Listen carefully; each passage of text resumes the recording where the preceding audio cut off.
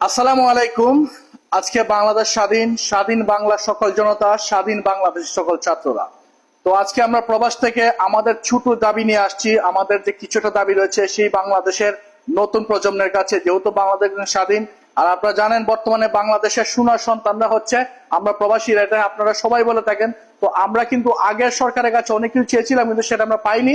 তো এই বর্তমানে দেশ স্বাধীন হয়েছে, এই স্বাধীনতা কিন্তু আমরা ব্যাপকভাবে ডুবে রেখেছি, সেটা আপনারা সবাই জানেন। আমরা রেমিটেন্স শাটডাউন করে রেখেছিলাম। তো এখন দেশ স্বাধীন হয়েছে, আমরা আবার রেমিটেন্স ছাড়বো। তার পক্ষে আমরা আপনাদের কাছে, সকল জনগণের কাছে এবং নতুন সরকারের কাছে এবং সেই ছাত্র জনতার কাছে আমরা কিছু দাবি আদায় করছি। আমরা আমার দাবিটা পেশ করছি। প্রথম যেটা হচ্ছে, প্রবাসীরা বিদেশে মারা গেলে তাকে তার লাশ বিনামূল্যে বাংলাদেশে পৌঁছাতে হবে এবং কি সেই মুহূর্তে তার ফ্যামিলিকে তাৎক্ষণিক মুহূর্তে নগদ অর্থ প্রদান করতে হবে।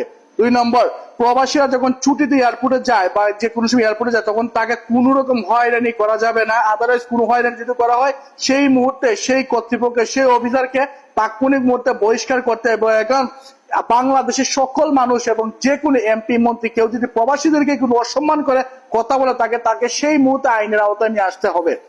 তারপর হচ্ছে আপনার প্রবাসীকে সবসময় সম্মান দিয়ে কথা বলতে হবে। প্রবাসী যাবার সময়, প্রবাসে যখন মানুষ যখন আসে তখন সময় সরকারি ভাবে ব্যাংক থেকে লোন দিতে হবে।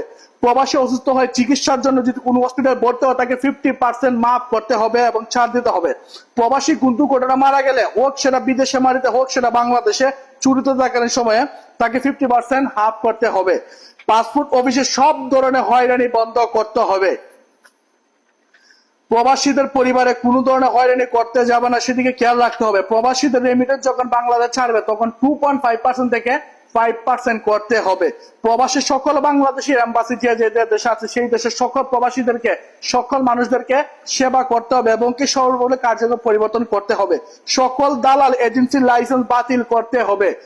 সব ধরনের এয়ার লাইসেন্স কালোবাজারিকে ধরতে হবে এবং এয়ার টিকেটের দাম কমাতে হবে। প্রবাস থেকে একজন প্রবাসী 5টা পণ্য নিয়ে আসতে পারবে, তার ইউজিং পণ্যটা সহ 5টা পণ্য নিয়ে আসতে হবে। তার কিন্তু কোনো মোবাইল ফোন শুল্ক নিতে করতে দেওয়া হবে না এবং বিনা শুল্কে 200 গ্রাম পর্যন্ত স্বর্ণালঙ্কার আনার সুবিধা দিতে হবে। এই হচ্ছে আমাদের প্রবাসীদের একটা দাবি। তো আমি সোহাগ দুবাই প্রবাসীদের পক্ষ থেকে কিছু দাবি আদায় করছি বাংলাদেশের নতুন প্রজন্মের কাছে, নতুন সরকারের কাছে। এই বর্তমান সরকার আমরা বাংলাদেশ দেশ স্বাধীন করছি, আমরা ব্যাপক ভূমিকা রেখেছি। তো আশা রাখি আপনারা কিছু হলে আমাদেরকে এতগুলো দাবি রেখেছি, কি কয়েকটা দাবি যদি আপনারা মানেন আলহামদুলিল্লাহ, সবাই খুশি। আর সবচেয়ে বেশি দাবি হচ্ছে, আমরা কিন্তু আপনাদের কাছে একটা টাকা চাবো না, না চাবো বাংলাদেশ সরকারের কাছে, না চাবো বাংলাদেশের জনগণের কাছে। আমরা বিদেশে এসে সবসময় দেওয়ার জন্য আপনাদেরকে দেশটা আমরা চালাবো ইনশাল্লাহ। তবে একটা রিকোয়েস্ট, আমাদেরকে কেউ যেন অসম্মান করে কোনো কথা বলার সুযোগ না পায় এবং যদি বলে তাকে আইনের আওতা নিয়ে এসে তাৎক্ষণিক মধ্যে আইনের আওতা নিয়ে আসতে হবে, সেই কামনায়। আসসালামু আলাইকুম, ভালো থাকেন। আর সকল প্রবাসীকে রিকোয়েস্ট করছি, এটা আমার দাবি না, এটা সকল প্রবাসীদের দাবি। আপনি যদি একজন প্রবাসী হয়ে থাকেন তাহলে ভিডিওটা শেয়ার করুন এবং সবাইকে জানিয়ে দিন এবং সবাইকে দেখার সুযোগ করে দিন যে এটা হচ্ছে আমাদের প্রবাসীদের কিছু দাবি নতুন প্রজন্মের কাছে। আসসালামু আলাইকুম।